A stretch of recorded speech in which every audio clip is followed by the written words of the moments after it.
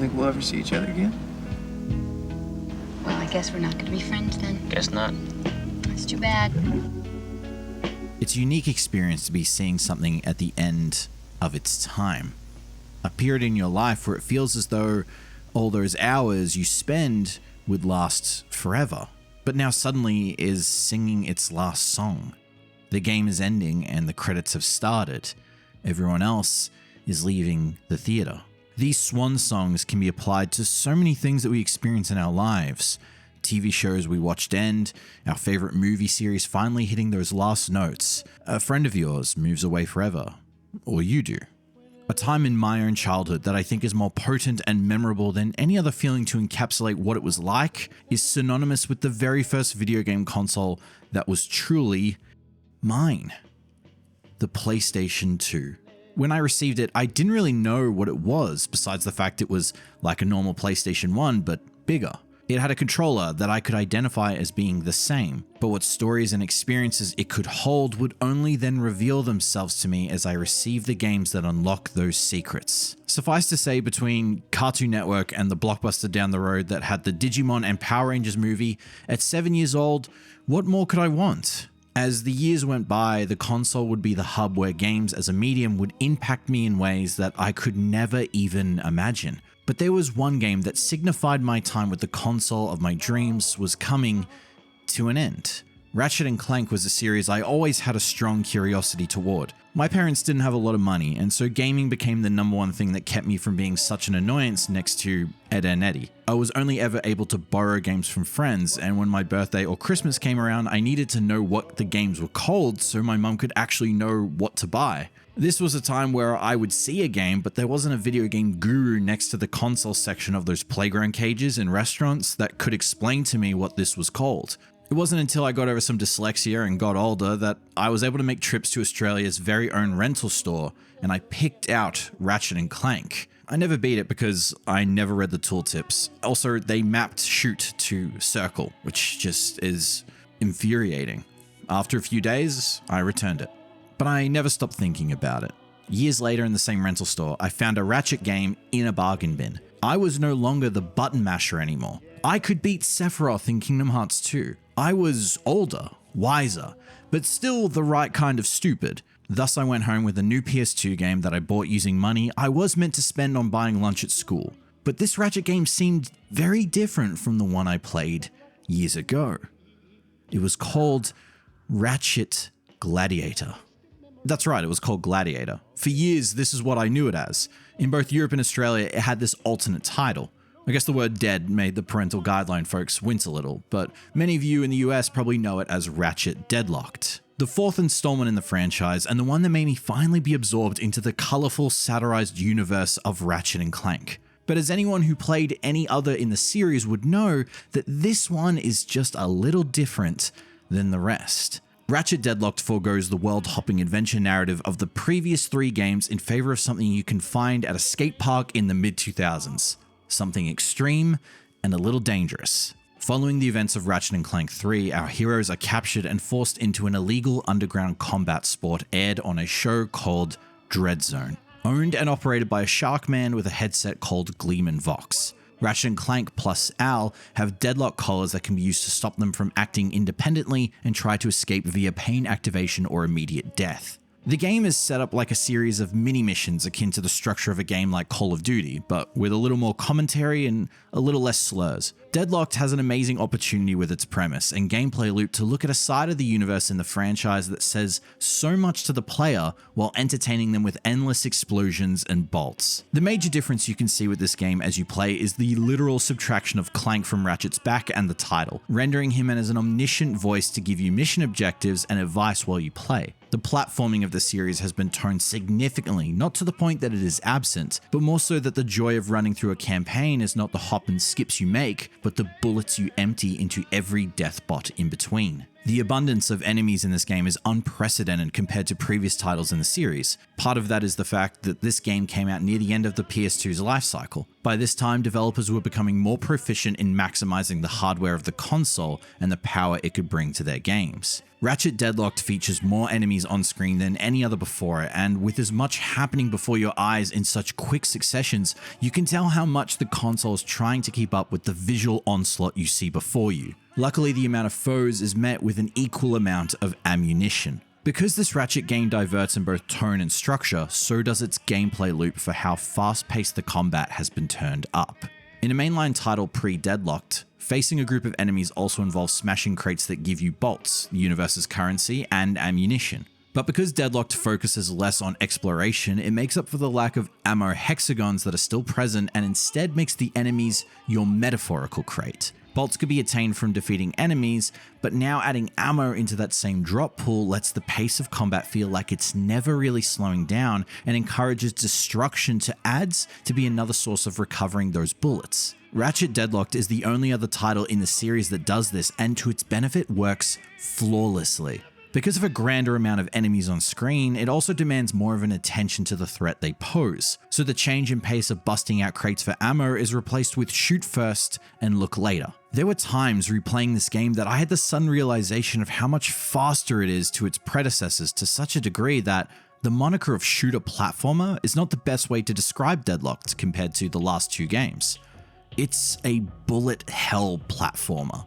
Many times you will be in the arena shooting down a barrage of dreadbots, leviathans, and zombie robots that the frames hit a little snag here and there. My PC is dying to catch up with the HD carnage more than my childhood CRT, which just seemed to brush it off like it was nothing. While I have to acknowledge the fact that platforming still is prevalent in this 2005 banger, I do find the ability to do double jumps and flip between waves of bullets and shockwaves isn't more utilized anywhere else than in the fights. I love being such an acrobatic little target, dodging snipes, rockets, and airdrop missiles from a satirized Arnold knockoff killing machine.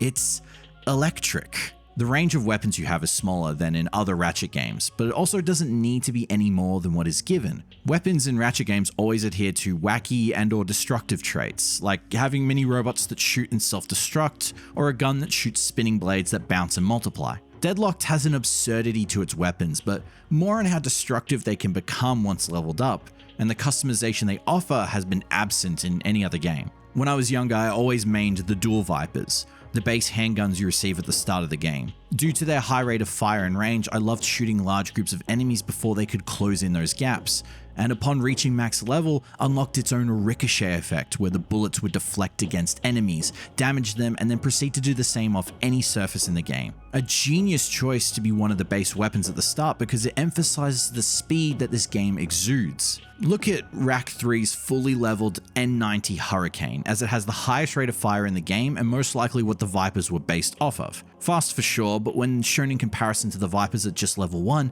the speed is a significant change. But the other reason I favor these pistols are the mods you could customize. Every weapon can have a series of mods equipped. Some change the speed of the bullets, some change the ammo count. But the major ones are the Omega series that change the attack results of the weapon. The Acid mod chips away slowly at the health of any enemy. The Morph mod turns defeated enemies into animals that will eventually explode when near another foe. Every gun can be equipped with a mod that adheres to its style, so when I use the Vipers, my mod of choice is Shock, allowing you to damage enemies that are close to those you hit and kick off a chain reaction of death. This is what happens when you shoot a gun that has a ricochet effect plus a shock mod at a large swarm of enemies that all take 1 to 2 hits to kill.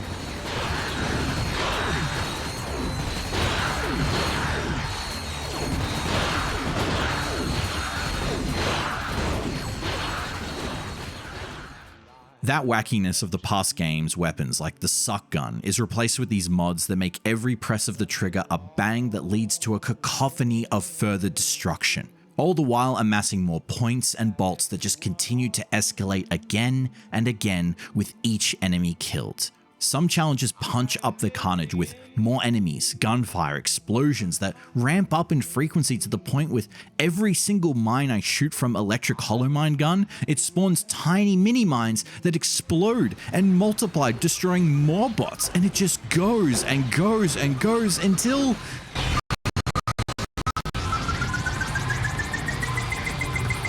In conclusion, Deadlocked is Pog in the Book of Mugen, and it's because everything is faster, deadlier, and explodier. You could main one gun through your playthrough, but with how quickly you dispense ammo in a fight, you need to find the set of guns you feel are useful when dealing with different kinds of enemies. This is something that I think is even more apparent when you unlock Exterminator mode after beating the game. Enemies deal so much more damage to you that a succession of 3 hits can result in death. A mode I never dared touch as a young man, and even now as an older thing, I find my years of experience challenged when I play this mode and face a whole new harsher side to the campaigns. Harsh is the word that seems to best describe the atmosphere of Dreadzone's corner of the galaxy. The planets you visit are not what they used to be, either peaceful planets with nothing to do with the psychos at Dreadzone, or an abandoned hostile planet refitted to be even worse than what it was before. You'll find stunning vistas and buildings of the maps in Deadlocked, but they are abandoned pieces or alternated by the crimson flags that hold your freedom from you. The world feels less vibrant and colourful, not in a literal sense, but the context at which you find yourself, and I think that is the kind of air the game needs to differentiate how unique the Shadow Sector is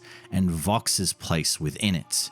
To explain that, we need to look at any other kind of tournament that uses death traps that lure in altruistic people in the Rack universe. There is this extremely unforgiving but also obligatory congratulatory tone of the world that basically says, hey, if you want that money that will change your life and get you out of that dead-end job, you could sign up to Annihilation Nation and get some of that sweet moolah. Only for most to get that annihilated part happen to them literally. But the sick thing is, similar to the game of Squids, it is all voluntary. These are people who want to win in these tournament matches so they can have a gadget so unique it's also for an extremely stupid reason that is akin to something from TLC. The satire is undercut by the irony that as we play, we see how impossible this would be for any character that just isn't us. So of course, we survive. Much of the satire in the games of Ratchet & Clank are meant to reflect figures of our world and mimic the institutions or hypocrisy that we so clearly can't help but laugh at how true it is. Sure, Cowboy Bebop has a diner and space truckers, and it's sick, but where is Galaxy Burger? Or furry Bill Clinton claiming a Nature's Mystery TV program is secret military intel? So imagine this universe that is so delicately balancing between threats to the galaxy and utter incompetence, a section of it that isn't joking when it says that there is no escape possible for our heroes, and have those same enforcers be just as incompetent and deadly. Dreadzone is a blood sport where heroes of far-reaching galaxies have been voluntarily escorted to a sector of the universe where most dare to never venture. Here, the media empire of Vox reigns supreme to create entertainment for its millions of underground holovid viewers and generate unbelievable amounts of revenue. Antagonists in this era of the franchise, besides Nefarious, are characters whose end goals involve simply gaining more capital and revenue or achieving a sense of fame and worth. Gleeman Vox seems to be the one who has both, yet what he has is still not enough for what could be more. Upon meeting him, you immediately understand that like the rest of the galaxy, he's looking to make a buck. But instead of waiting on boring volunteers, he establishes a sport that involves forcing heroes of neighboring galaxies to do what they do best: fight. As long as they can, for as long as the audience wants, earning insane amounts of bolts from ads, brand deals, merchandise, and more. Dreadzone's appeal, like the game, is the non-stop action that advertises itself as a major exciting alternative to other programs on any Holovision network in the universe. Vox himself has created a self-feeding system of bringing in contestants and suppressing any kind of information that goes against the narrative they portray. So when stuck in an endless series of death matches, ambushes, and one-on-one duels, the hero eventually has to make a decision: die or join them. The highest contestants of Dreadzone are the Exterminators, contestants who all for whatever reason are now willing participants in the glory and wealth that comes with being the greatest gladiators on the network. So much that they no longer have any moral quandaries for killing other heroes for further gain. Reactor is the second Exterminator you face, and he's more interested in making sure his fans experience some great entertainment, get their money's worth, and look good while doing it. Your in-flight entertainment on the way to the fight is a hit promo of a movie based on his life with fictionalized tropes of amazing success from humble beginnings as a high school math teacher etched into the average biopic, all produced by Vox Entertainment. Vox is everything that controls the narrative of the game, and I mean that doubly in both the literal plot and how you play. You cannot progress in the story without completing more challenges, earning medals, and doing the missions you are obligated to do. The story of the game is to survive until the rest of the gang can figure out how to escape this place. All the while, the narrative of who Ratchet is in the world of Dreadzone is completely distorted by Vox News and their extremely misinformation-driven anchor/commentator passive-aggressive duo, Dallas and Juanita.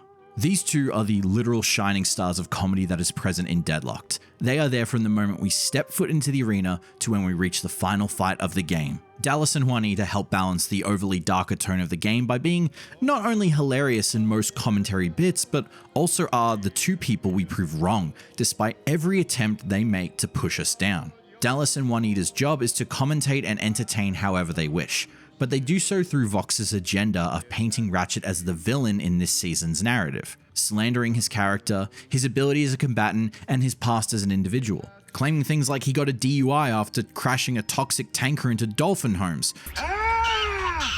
Little Coco never had a chance. How could you? What did little Coco ever do to you? I'm sure these characters of the game in no way reflect a part of our own reality in 2005, right? I mean, Dallas is a pretty unique character in the sense that he is arrogant, selfish, cowardly, a sexual deviant, and annoying. He reminds me of someone in some way on some network. I don't know, it must be a coincidence. Because Vox and his Rupert Murdoch Empire of Deadlock collar-willing propaganda gems have a narrative of the contestants they must uphold, much to their failure, actually. Ratchet, and by extension the player, does not have a choice to speak to the camera or audiences in any way. So the only way in which Ratchet can speak for himself is with his actions and his ability to win. A reality that the Vox network can attempt to twist, but ultimately will have to buckle when reality stares them in the face, with you standing there ready to face the next challenge. Ratchet himself also gets completely allured by the scenario of the sport. In the beginning, he is infatuated with being a pro gladiator despite the fact that he was taken here against his will. It's reminiscent that despite his past adventures, Ratchet still sees the allure of the galaxy and its opportunities, but only upon being pulled back to the reality of the situation from his conscience and best friend Clank, does Ratchet really see the bigger picture. The grand champion of Dreadzone, Ace Hardlight, is the contrast of this realization. Ace's wants and desires are things that are achieved through the value of the very game he participates in. He has everything that Vox later promises Ratchet, so much fame and money than any other gladiator, but his true desires are in the ring, where he reveals that he does this all for the love of the game. Yet even though he is the best, he is no longer the most interesting player in the eyes of the audience, and by extension is treated by Vox as a product that is expired due to the fact that they can't sell all the merchandise in his office that they made for him. This is all happening by the time we start to play, and as Ratchet soars the ranks, Ace sees the Lombax hero as the man he must defeat to show he is still himself a hero. A hero of a bygone time, and someone now fueled with the desire to recapture that glory. Ratchet is someone who through the games doesn't always get the praise and attention that his actions deem, an aspect later games rectify. But that in part is why Ratchet almost wants to enjoy the moment of being challenged and applauded for his wins. As we learn more about Ace and think more on Ratchet's priority to escape, I came to a realization that if Ratchet wasn't surrounded by people who care for him, he would become Ace. In fact, Vox aims to make that a reality. Not mourning his star player at all after his defeat at our hero's hands, all Vox can think of is how together with his devout fans, Ratchet can be the next star. Perhaps if he was asked at the beginning of the game or years ago when Ratchet was alone, cut off from the rest of the galaxy, he would have given a different answer. But of course, it being the one that cut Ace down and even receives a warning from the dying champion, Ratchet knows that every reason anyone has for being in Dreadzone, willing or not, leads back to Vox. Like a true upstanding and empathetic media conglomerate, there is no line or person he would not cross to achieve more. He goes so far as to rigging the stadium to blow up if Ratchet cannot free the heroes in time, holding every person who watches his show and even works for him hostage. Dallas and Juanita suddenly now all realizing how it feels that there is a chance they will die. Campaign after campaign, lie after lie told about us and the characters we love, we finally receive genuine pleas, honest truth, and encouragement from no one other than Dallas and Juanita. But we'll save them despite getting one compliment amongst a flurry of insults. Because deep down, Ratchet doesn't do this for the same reasons as he used to. Due to being much shorter and streamlined, the story of the game can feel like less time is spent with our heroes and what things they are trying to overcome together. But this never feels like they are unlike the characters we already know them as. And I feel encouraged to bring this up because weeks before I decided to make this video, I finished their latest adventure, Ratchet & Clank Rift Apart. The visuals were heightened but still goofy. The combat was at a point where it is maybe the best it's ever been, now with the inclusion of a dash, open-ended levels, and the rifts. Classic and new weapons. It was the full package with the same voice cast of our duo. But there was a piece missing. Same voices, but absent was that soul which they spoke through. The writing of the game felt devoid of its origins. Not so much that they weren't funny characters or that this felt like a reboot, but our characters are definitely not the kind of folk they were when we began. Taking character arcs into account, Ratchet is missing his own qualities, specifically negative ones. Ratchet is someone who, like the rest of the galaxy, starts off really only looking after himself. When finally free from where he grew up in the first game, it's understandable that he's extremely interested in finding what the galaxy he has been denied could offer him. Getting hoverboards, making deals for gadgets, and when told he has a chance to save the galaxy with Quark, his reaction is that he could be famous.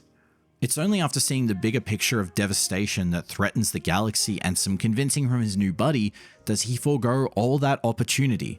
Ratchet is unsure of himself in this latest game, but he also is a straightforward hero devoid of comedy, absurdity, and arrogance. The things that even in the dark horse of this franchise being deadlocked were still there. However, it makes sense that these things were missing. The same folks who wrote and spearheaded this still amazing game are not the same devs who created the series. So instead, they brought something new to it. That's how arcs of our lives end. Games that make us feel like it can't get any better than this, only for others to come along and still surprise us. But you won't get to enjoy these new times until you recognize the old ones have passed. The glory days are over. Deadlocked was the last Ratchet game made specifically for the PS2 in the canon. A year later, the PS3 released, and while the console stuck around a bit longer, Ratchet & Clank didn't.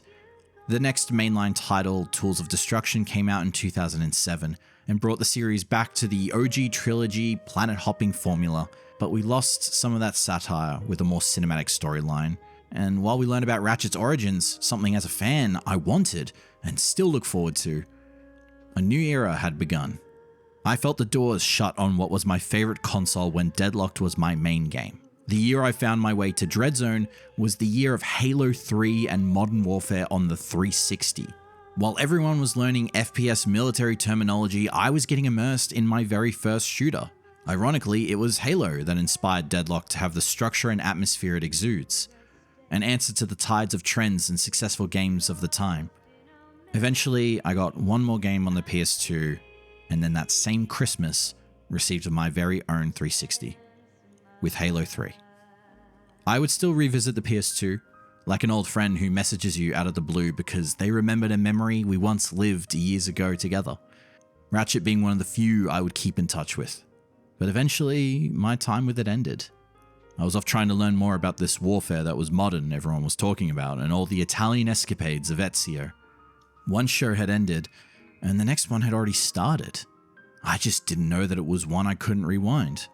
But like the direction and changes made to these games I enjoy, so too did the direction of my adolescence change, some for better and some not so much. So here I am, once again shooting my way through the enemies of this gladiatorial epic, remembering what feelings I felt when I first twisted these sticks and hammered those buttons, firing round and round at every single enemy, feeling as though it can't get any better than this. It's an amazing feeling to see something near the end of its time and actually be there when it did, but you don't realize it when it's happening. So I won't stay too long to try and reclaim that essence or glory of my youth through this game. Like our heroes steering off into new adventures, I'll say goodbye again. But not before I chronicle these events, so one day we can look back and see what it was like at the end of an era. Have a good one.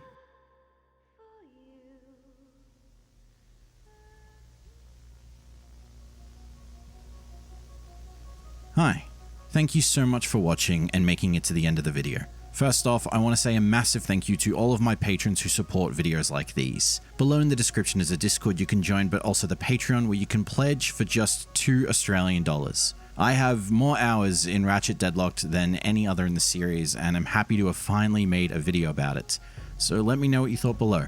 If you enjoyed the video, feel free to give it a like and subscribe so it lets YouTube know you like my videos, or you can just watch another one of these videos here. Thank you so much again. But that's all from me. My name is Mugen, and I'll see you in the next one.